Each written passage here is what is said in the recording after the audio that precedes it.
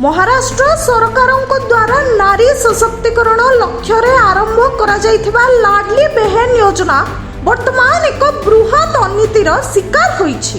एही योजना रे अर्थनैतिक भावे असहाय महिला को प्रति मास 1500 टंका दिया जाउथला, किंतु तदंतरे प्रकाश पाइछि जे प्राय 26,034 लक्ष अयोग्य व्यक्ति एही योजनार लाभ नेइथिले। किंतु सबुठु आश्चर्यर कथा जे 14,000 रु अधिक पुरुष मध्य एही योजनार लाभ नेइछंती।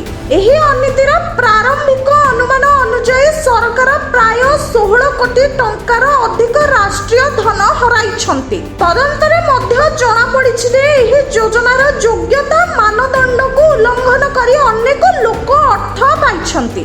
सरकार वर्तमान एही घटना उपरे कठोर तदंत आरंभ करिछि। जिला कार्यकर्ता माने पुणी प्रत्येक आवेदन को परीक्षा करुछंती, जोंथरे यथार्थ लोकों को पुणी थरा लाभ दिया जिवो बोली कुहा जाइछि। एही अनीति विरुद्ध रे विपक्ष दल मध्य आक्रोश प्रकाश करिछि ओ एसआईटी तदंत दाबी करा जाइछि।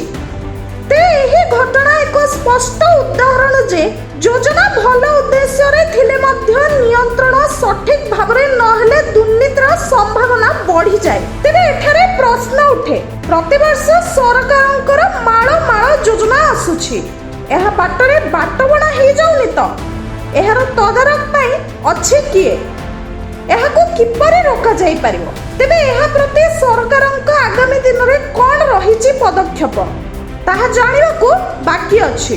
Bureau report, mobile news 24x7।